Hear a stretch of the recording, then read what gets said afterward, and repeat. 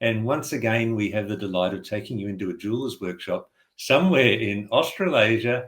And this week we're heading down to sunny Hobart and even sunnier Kirra-lea Caynes. Welcome, Kirra-lea. Hi. Great to have you on board, Kirra-lea. Thank you for having me back.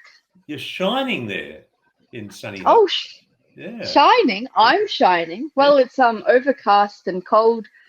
But because it's overcast, it means there was no frost this morning. We've been having some pretty heavy frost, which makes it hard to drive your car. You have to deal with the frost before you can drive it. So because it's overcast and not a sunny day, I have no frost. So that's, I don't catch 22. Have you had to get any ice off your windscreen yet? Oh, yeah. Tony's been, my partner, he's been putting a towel over his windscreen in the morning so that he pulls off the frozen towel, but his windscreen has no ice on it. Yeah, it means he can get to work a bit quicker. Great tip. Yeah. Thanks for sharing. We've learned something already. Now, Kirra-lea, today the subject of our session is core casting. Would you like to elaborate briefly what core casting is? Yeah, sure. So it's casting with a core. What's a core? A core is something that you've put in your mold intentionally to take up space, to create a negative space. So it might be that, so I'll just grab this. So for example, I've got this pendant here, and I would like a hole all the way through it. So normally I would cast that solid and I'd drill a hole through it. But it is a big, it's a big thing to cut a hole through. Sorry, hang on. It's a big lump of metal to cut a hole through with your drill. So what I tend to do with this one is I will cast with a toothpick, which is a combustible. So it will stop the flow of the metal, but then it will incinerate, and you'll be left with a negative space, a hole. So I'm putting something inside of the mold intentionally to create a negative space, and that can be applied in a bunch of different ways. So I'm going to go through a few different ways that you can apply core casting to your casting technique.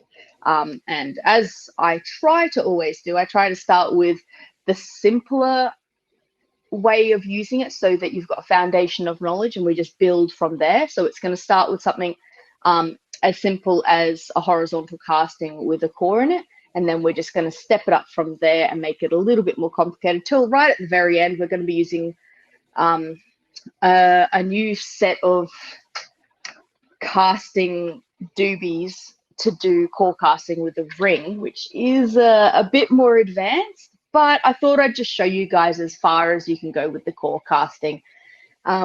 Whether you end up applying it yourself, don't know. But the more you know, the better, maybe. Gives you options. Gives you options. It might inspire something. So we're not going to do an apple at all, are we, with a core? No.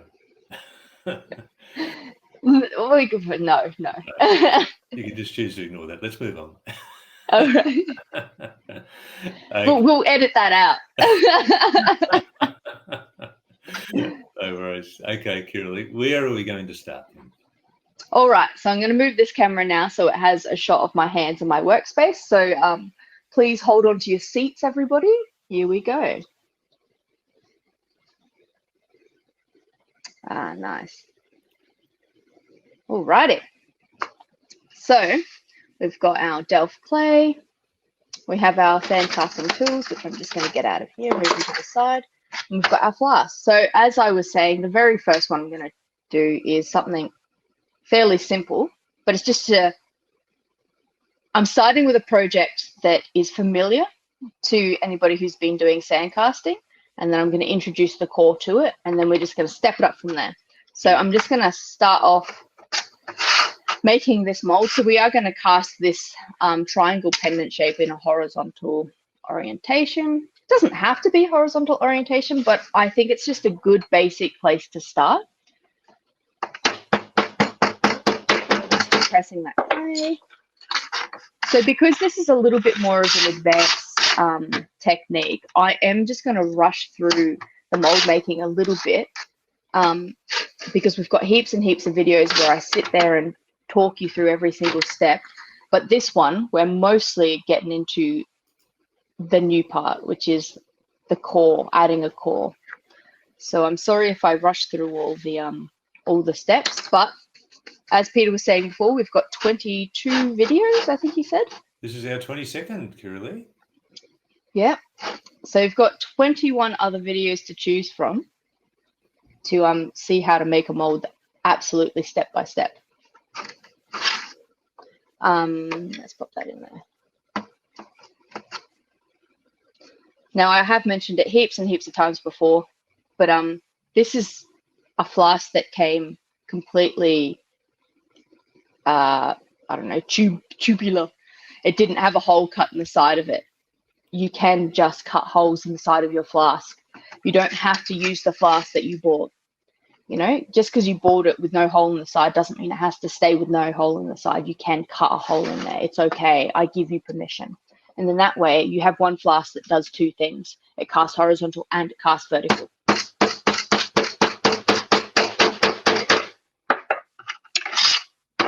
Chop that off.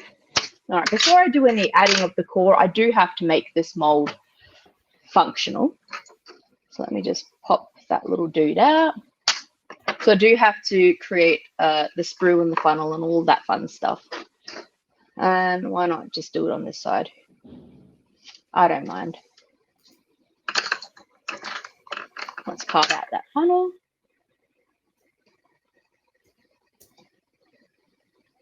So I always encourage people to do the mold making essentials first before they start embellishing their design and personalizing it. It's just a really good habit to get into, because sometimes people will start doing all their beautiful embellishments and personalizations, and then when it comes to doing the sprue and the funnel, they realize that they have to undo their work to make the mold functional. They have to sort of undo the, anyway. Yep. The point is just do it first. It saves you time. Good sometimes. Yep. All right. Let's do these air vents because essential. Little channel off of all the little elbows. Cool. All right. Set that to the side. Now we're going to add the core. So sometimes your designs won't have a hole in them, and you want to create a hole. So because this one's already got the main master design already has a hole in it, you just pop your toothpick in, or your barbecue skewer, or your twig from outside, whatever, and you just press it in. And you're creating like a little bed for that toothpick to sit, so that when you pull it out, there we go, the toothpick sits exactly in the hole of this design. And that can be handy because sometimes it's hard to line your toothpick up so that it's exactly in the middle. So sometimes without meaning to, you might push your toothpick in, or your core, I should say, too deep into one side, so that instead of having a hole,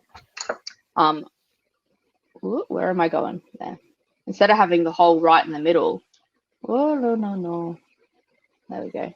You can end up having the hole sort of off to the side, and it breaks through this section here and it doesn't form properly. So it is handy if your master does have a hole in it already that you can just pop your little core into and make sure it's in the middle. But if it doesn't have a hole in it that you can do that with, it doesn't matter.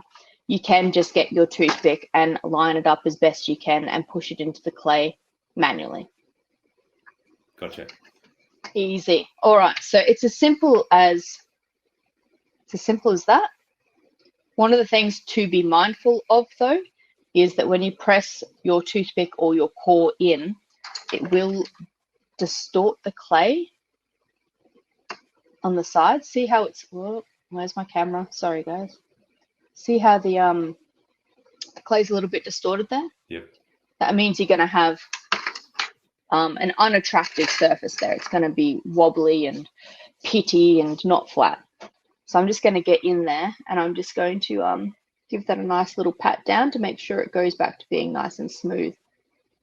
So I have a nice smooth surface. Cool. Now I'm just going to gently lay my toothpick back down. Just noticed something else. Just while you're doing that, Kirra-lea, take the opportunity to welcome our online viewers. And if you'd like to introduce yourself by saying your name and where you're from, that'd be lovely. Thanks for being on. Welcome. Yes. Alrighty. So because I've been putting this, the top flask down, my air vents have closed up. So it's something you always have to check before you close your mold to cast. Oh, you know what? I didn't get out my crucible. Sorry, I'm just going to be back in 1 second. Grab my crucible.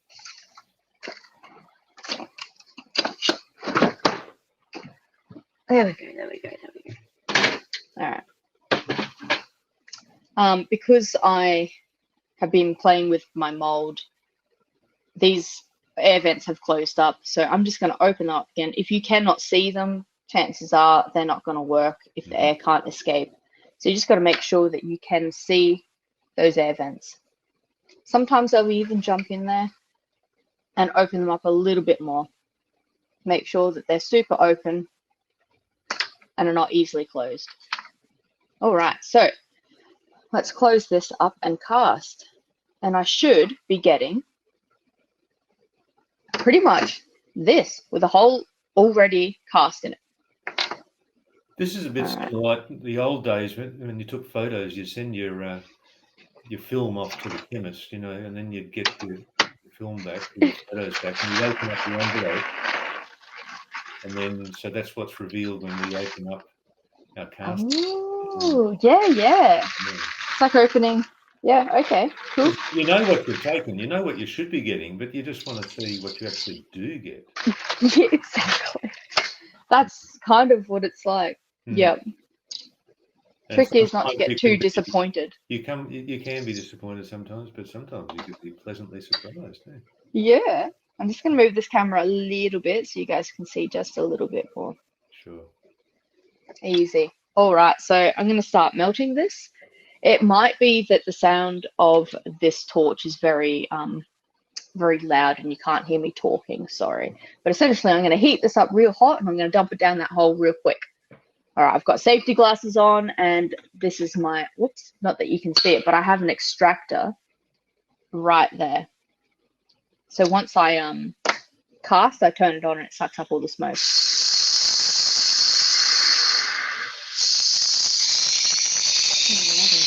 Can you still hear me? Yeah, we can hear you. Roughly how much silver are you using for this? Well, I reckon it needs about 12 grams, so I'm just going for what I feel is about 20 grams. Yep. You always want more metal than you actually need because you need about 10 grams extra to create pressure and force your metal down the hole. So you always need extra metal for sand casting. If you don't have enough metal or you have just enough metal to cast the casting that you want to cast, you don't have the pressure and you probably won't have castings that properly form because it doesn't have the pressure to really push it into all the recesses of the design. Yeah. So you might get sort of like a soft, squishy version. Thank you very much. That's answering a question from Brenna. So thank you very much for that, Brenna. Brenna has said she's just started sand casting, so this is very helpful. Oh, good. Great to have you on board, Brenna. Well, if you want to head on over to the ADS YouTube, there's heaps and heaps of videos on sand casting there. You might have missed it, but this is our 22nd video on sand casting. So there's 21 other videos that might be useful to us. Indeed. Got that nice and hot, got it to a rolling melt. Got to hold it there for a few more seconds just for WW make sure, and then I'm going to toss it down the hole in one quick go. All of the contents of my crucible must go down the hole in one go to create that pressure. 1, 2, 3. All right, oxygen gas off, turn that extractor on. Fantastic. I also have a mask that I put on sometimes if I feel like it's particularly smoky. The extractor does a pretty good job. All right. So there's our casting. Fantastic. Well, let's see about this core. Did we get it in the right spot? Do we have a nice hole all the way through our pendant? So I've got a bit of spillage here. I wasn't being particularly careful about that. I'll be better next time, guys. Okay. Sorry. I was focusing on the core. Oh gosh, messy. Anyway, you can still see that the stick is on fire.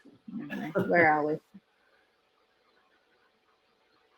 No, it just went out. Oh, yeah. There it is in there. Yeah. Little amber. All right. I'm going to just quickly quench this in water because it's a casting with no stones in it. I can dunk it in water. You don't want to quench any castings that have stones, but because this one's got no stones, I can just really quickly chuck it in some water and have a better look at it quicker. Because I did a kind of crap job with the line of parting. Held all that clay, so you can't really see properly. Sorry, guys. Here I am meant to be a pro. All right, but aside from all this crap on the side here, all right, let me just chop all this off so you can see a bit better. I just want to let you know it did work. It's just a little bit hard to see because I did such a crap job lining up my mold properly.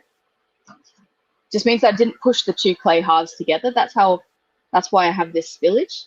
So when I closed my mold, I should have really squashed the two clay bits together to make sure that those clay halves on the inside were really tightly pressed together so that the metal couldn't squeeze through the seam.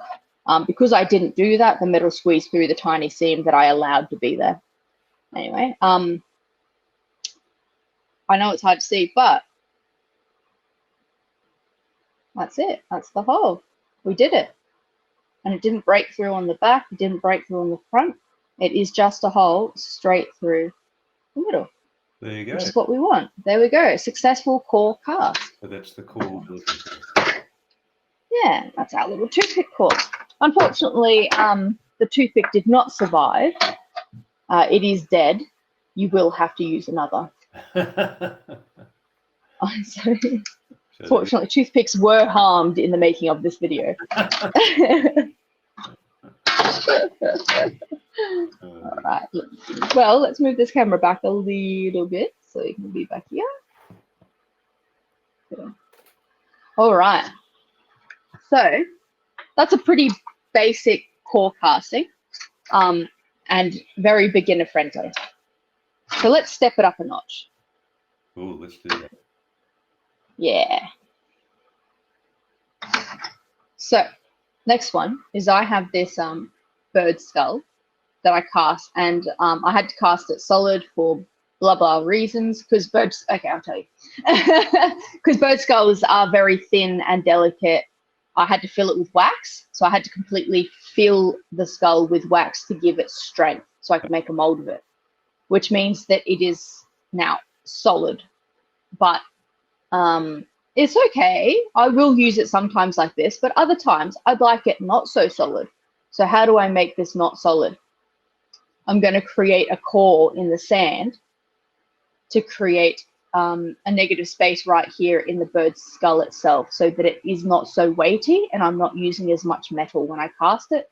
But also if I create a negative space in there, it means that I can drill through the eye sockets and I can open it up a little bit and get it a bit more bird skull again, a bit more skeletal instead of this solid mass of metal. Gotcha. Yeah. Cool. Yeah, I'm interested to see how we're going to do that then. Well, let me show you. Alrighty. let's make this mold. And you know, I could cast this in a vertical, I could cast this in a horizontal, it doesn't really matter. But I think I'll do vertical just because I did horizontal last time. Just so people can see the other options. All right, tack that up. Doesn't have to be talcum powder you use for your releasing agent. It can be corn flour, which is actually what I prefer to use. Or it could be like people use graphite. I've heard people using ground cinnamon. So there's all sorts of things you can use. Right, so push a little birdie head in like that. Now push it in this way because I'm going to cast through the side of the flask this time. So I'm going to cast through like the base of his neck. So that's why I've lined him up like that. All right. Loose crumbly bits of clay, push down with your thumb and fingers, and then just a big old handful on top. You can press it with your hammer. Don't be shy. Make some noise.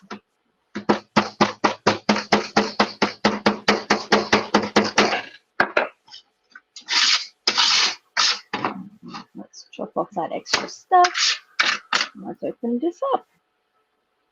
Wonderful. All right. Like I said before, finish making your mold before you do any personalization. Let's get bird head out. So we're going to do our funnel. I like to use my thumb or my finger to just drag a bit of clay out. Really, I should have pushed this bird skull a little bit further down the mold, but whatever, here we are. I just need room for my sprue and my funnel. This is my sprue, So and thumb is my funnel. That'd be a thumbel then. A thumbel, it's a thumbel. Yeah. There we go. Thank you, Peter. Pleasure. Oh my gosh, I might use that. You have people seem to remember what I'm saying in classes if I use strange words to describe things. Well, you do have a lot of them, so yeah. yeah, so it's a new one. All right, let's do an air vent off his little beaky. And wine off his little cheekbones as well. There we go. Let's set that to the side. This is this part. Yep. I'm just going to press that back in again because I just noticed I've disturbed the clay a little bit. So I'm just going to pressify that. Alrighty. Now I want to make sure that this skull is hollow there. It's got a recess, an indent, a negative space. I have to create a positive space in this mold so that there is a negative space in the metal part. Alrighty. So I don't have any toothpicks the size that I want. Earbuds? Yeah, I know. But what you can do is if you don't have an organic pre-made piece of wood, I mean, maybe if you've got a little, you know, you could probably, actually, that's a good idea. You could get a wood bead. You could get a wood bead and pop that in there and it would do the same thing. But I'm not going to do that. I'm going to show you how you can do it with clay because you can create cores yourself with clay. So I'm just going to create a little ball. I'm compressing it in my hands. And then I'm going to make a little flat spot on it.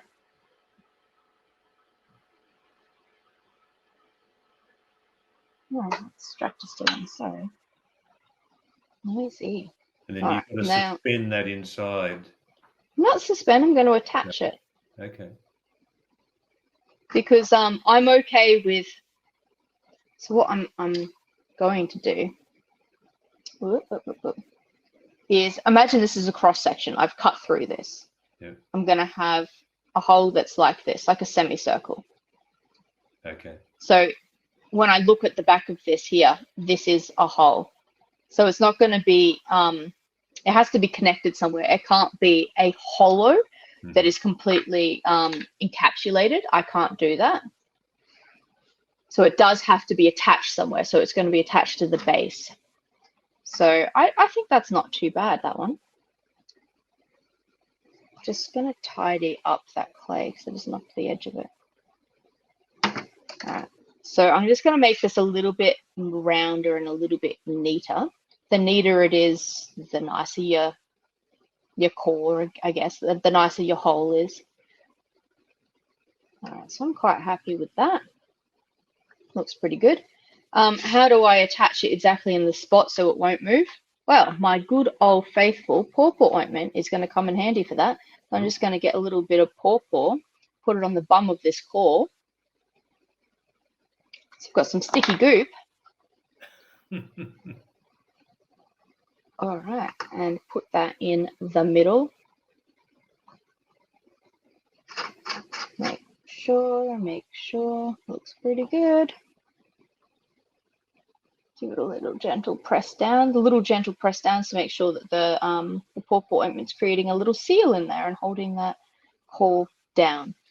But you got to be careful not to press too hard. This is just a little ball of clay that you've created. All right, I am going to check that it's not taking up too much space, because if it takes up too much space in the other half, it stops it from forming. So I'm just going to close that up. It looks pretty good. So what I'm checking for is, because this has got talcum, well, sorry, because this has got corn flour on this side, if that core was to touch any part of the top of this skull, it would have corn flour transferred onto it. And then I would know that it was touching and it was breaking through the design and it wasn't going to cast properly. It's going to have a hole in the top of the birdie's head.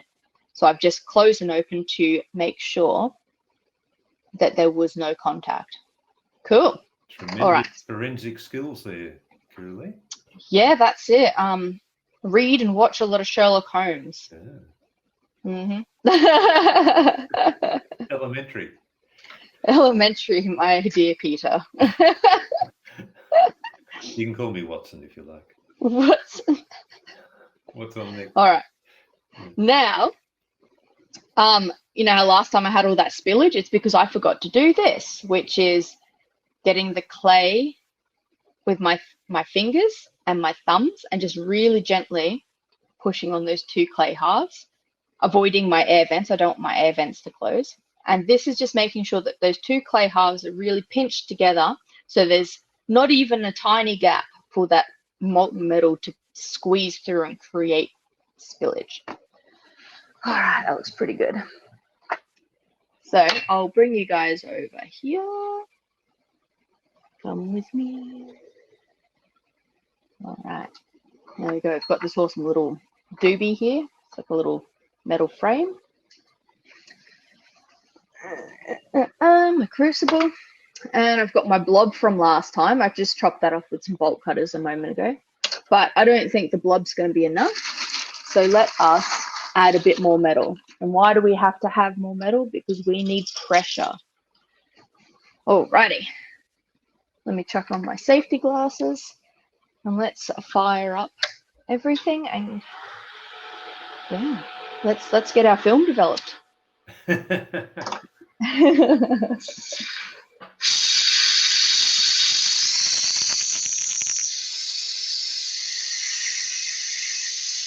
I may actually have too much metal.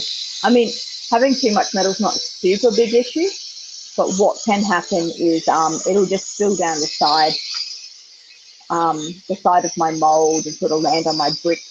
Yeah. Not a huge problem. It really isn't, because you just collect it and melt it down again.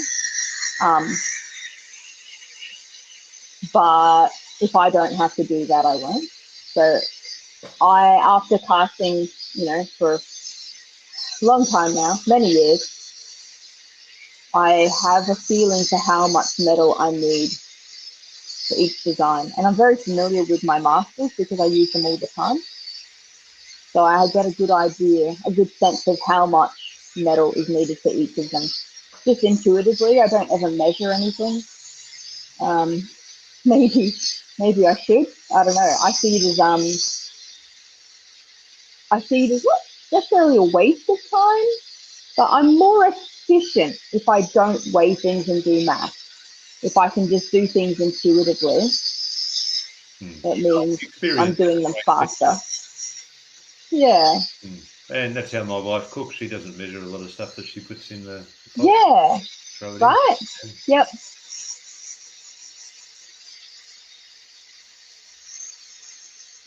That's looking pretty good. Bring it on over here. Hold it there for a few more moments just to make sure it is super duper duper hot. and then chuck the contents down the hole all in one go. We want all of that metal down the hole in one go. 1, 2, 3, 4.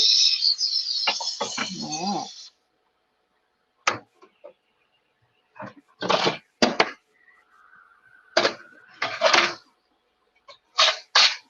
So if you're worried about touching the flask when you cast it vertically, because sometimes the metal does spill over your flask, just grab it by the clay, because your clay won't be hot. Immediately after casting, all of that heat is really well insulated against your casting. Cool, smoky. All right, so we can see our core. That's it there. That's our core. Beautiful. And look, it even meant that when I draw my little eye out, it's already pre-drilled a bit of it for me. How good's that? There you go. Let's scrape off all this burnt stuff. The longer you keep the clay, the burnt clay touching the hot metal, the longer it smolders and smokes and carries on. So the quicker you get all that stuff off, the quicker it stops smoking. All right, let's quench this so I can have a better fondle.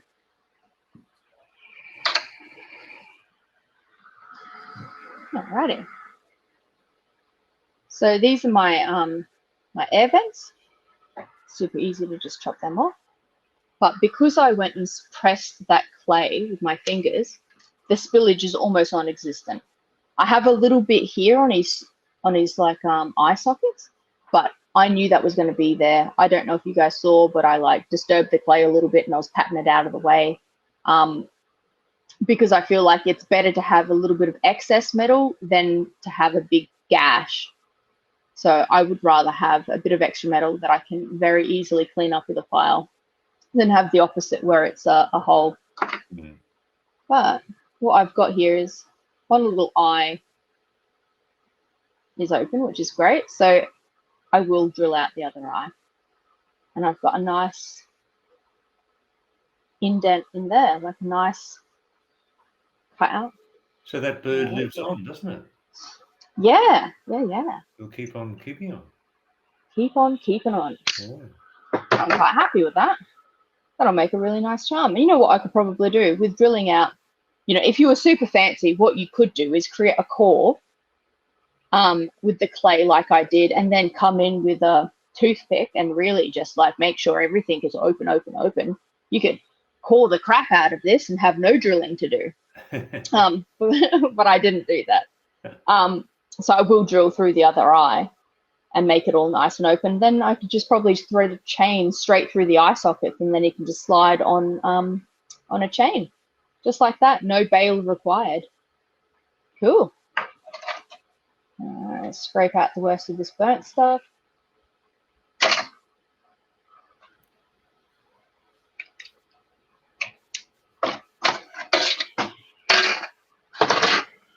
Bring you guys back over to my tray.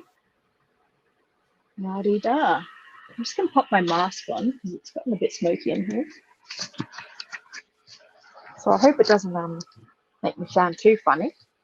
No, you're okay. It just brings us back to COVID days. Yeah, that's it. All right, empty that all out. So we've done 2 types of core casting right now. One where we're using a toothpick. One where we created a core ourselves. And now let's really step it up and get super advanced. And we're using a whole different system for this. A whole different system.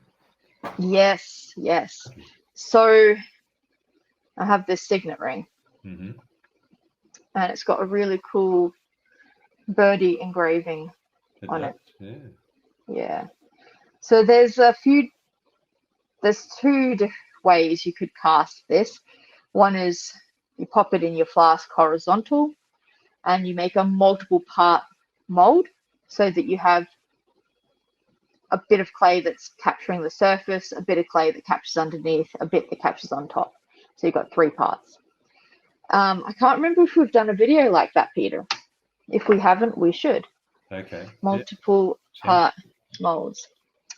But what we're going to do is essentially that, but in 2 parts with a core.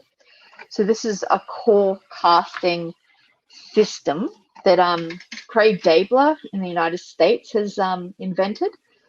So I think our last live stream we were using one of his products, the vacuum assisted. Oh, I just remembered I was meant to set up a vacuum for this. Oh, no. That's all right. Let's see how it goes without the vacuum. And if it doesn't go so great without the vacuum, I can just quickly run and grab the vacuum. Alrighty, so let us make this mold. Now, like I said, this is quite advanced, so it's totally okay for you guys not to use this. Not everybody. Yeah, this is a big step up. All right, so we're going to go with size 6. Yep. Alrighty, so this is, you know what, how about I just do it? Yep. I can't really do it. I've got to create a space for the core to sit. That's what I'm doing. I'm creating a little channel for the core to sit. The core is going to be the inside of the ring where your finger would sit. But I have to create a little channel for that core to sit in. And so that's what I'm doing right now. Let's scrape off this extra stuff.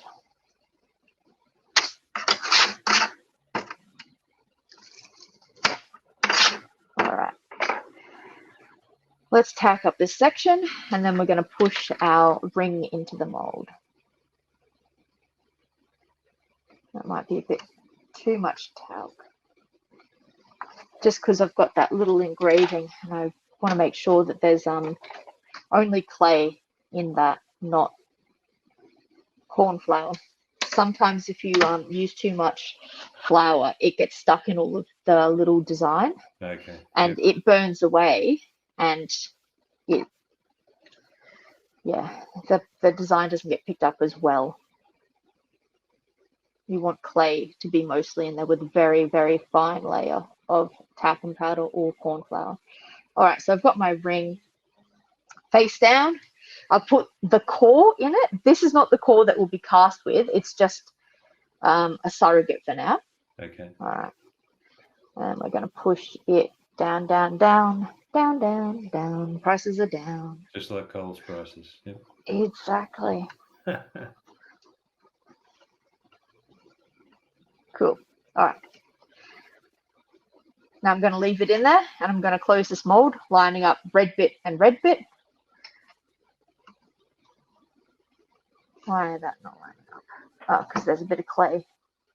My mistake, sorry. And it needs to be pushed down a little bit more. I think that's it now. Red and red. Let's do it. That's better. All right, let's move this stuff out of the way. Let's pack this. Loose crumbly bits first. Pack it down with your thumb and fingers, and then just a big old handful. And let's compress that.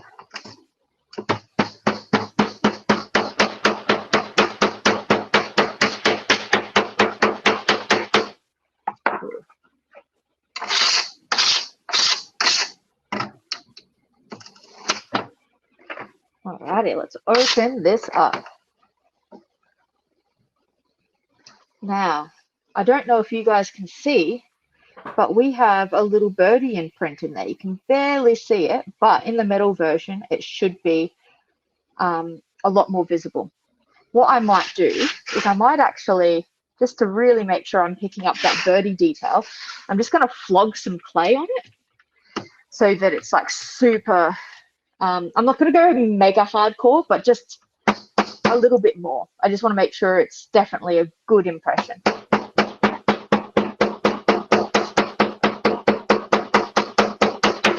You don't want to over compact your clay because it leads to issues where the clay can't degas properly.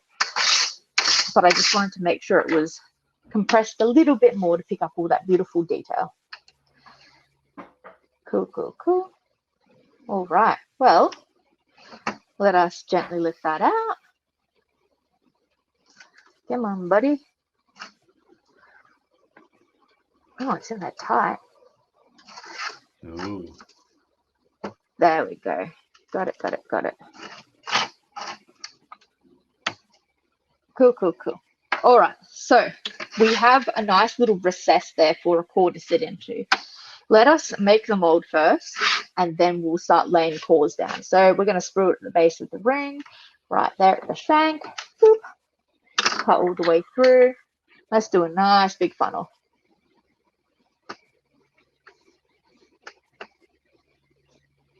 Feel the left side of my hole there. Let's open that up again. Cool, cool, cool.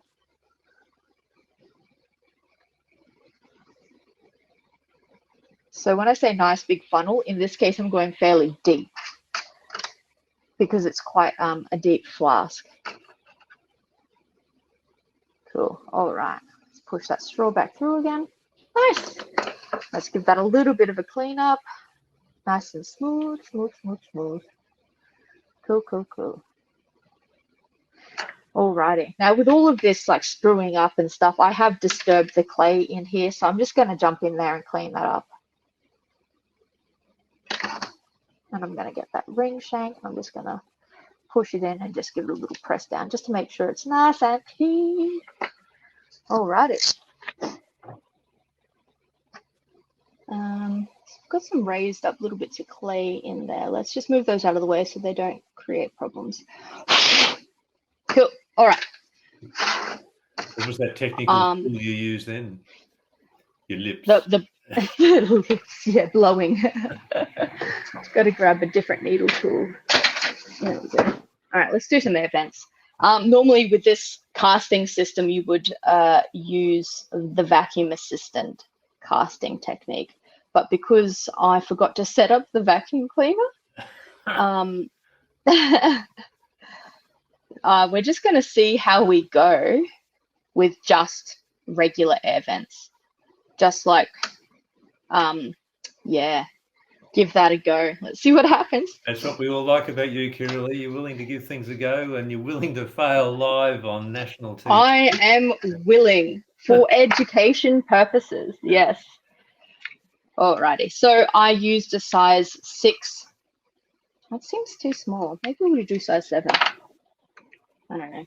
All right, so I'm going to create a core now. Now this is the cute little thing that Craig made to create cores. Okay. So I've already made the little the bed for the core to sit into, and now I've got to create the core itself. So I'm just going to pack clay in size 7 because size 7 is the one I'm going to use.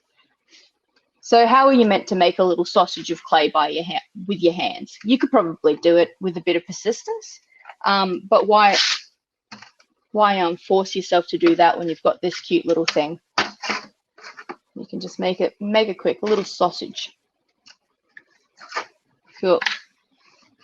And got this piece of dowel so I can push the clay out because otherwise it's a little bit hard to get out. And I don't know about you guys, but I find this strangely satisfying. Oh yeah, how nice is that? Getting that core out. All right, so there's my little log. That's my little core. So that's going to sit in there. Give it a little gentle press down, make sure it's sitting in its little bowl. It sure is. That's a nice little core log I've got there. All right, don't forget to close it up, lining up everything, so red and red. So these two parts do have to line up so that your shank fully forms. All right, doobie doobie.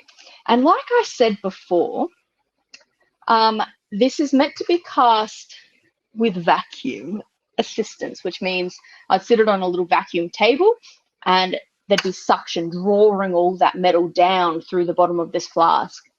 I didn't do that. I'm not doing that. I'm just going to use the good old regular gravity system of gravity. Exactly. And a bit of pressure. So because I've got a nice big funnel here to catch a lot of overspill, I might go a bit hardcore with the metal just to make sure that we do have enough. I mean, we will have enough, but, you know, like I said, pressure.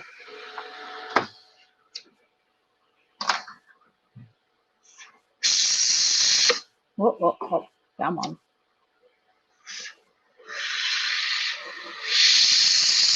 Right. Let's get cooking. And because I've got a fair bit of metal here, quite boring to sit there and watch me melt metal. So how about I melt it faster for you guys? So I've got 2 torches. Gee, can you They'll juggle just as come well? in. I can't juggle. No. I wish. So let us just really smash this heat onto it and melt it a bit quicker so you guys don't have to watch for as long.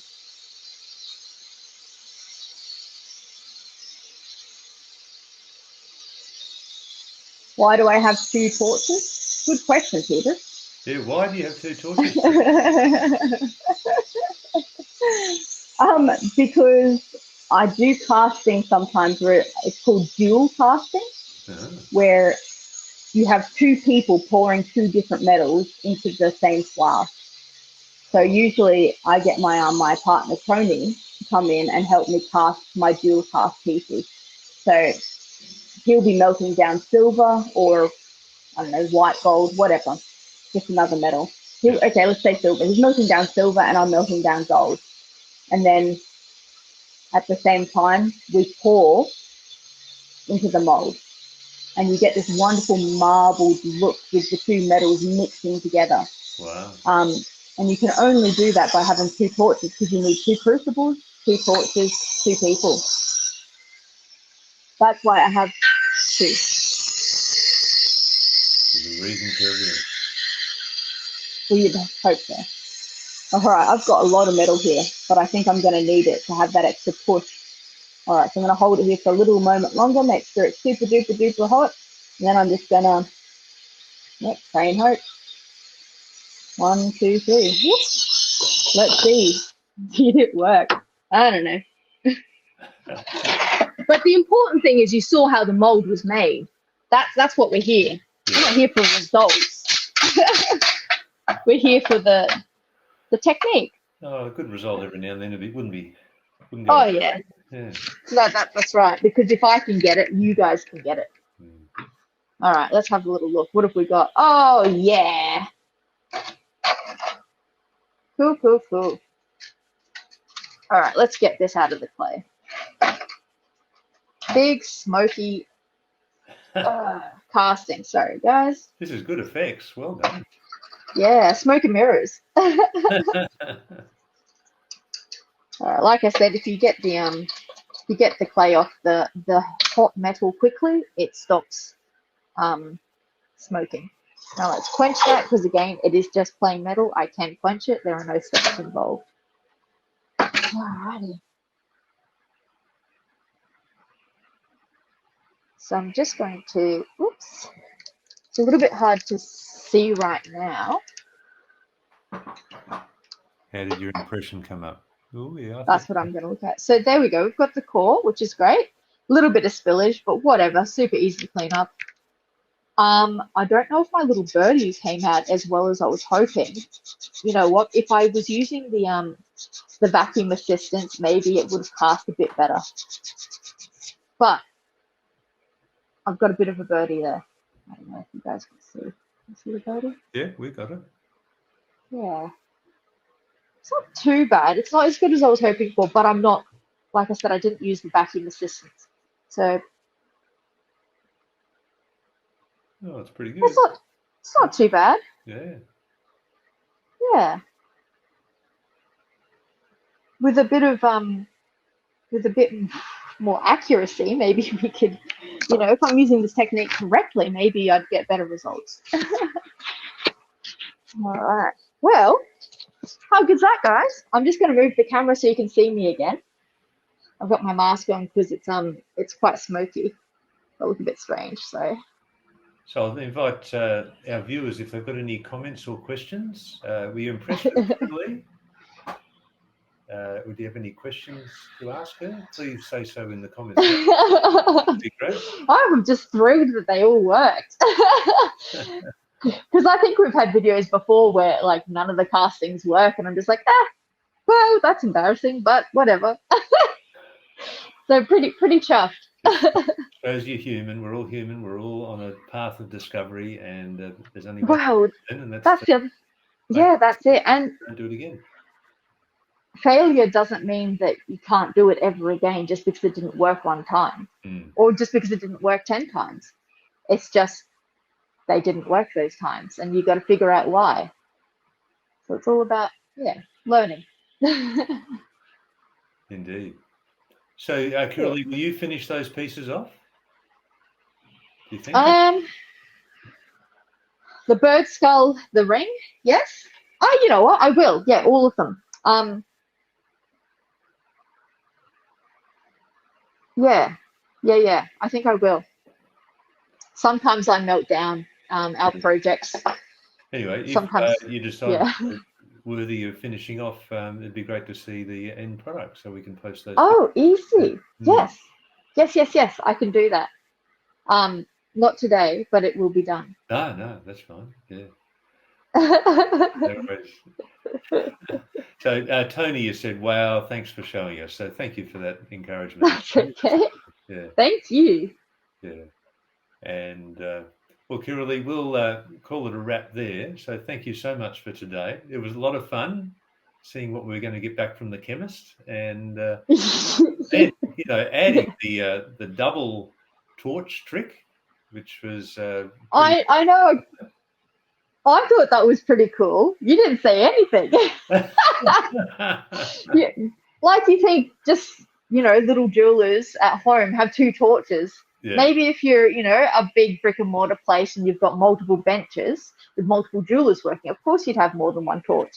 But it's not very often that a sole trader has more than 1.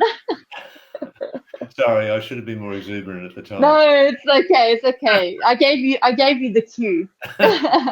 I picked up on that. Yeah.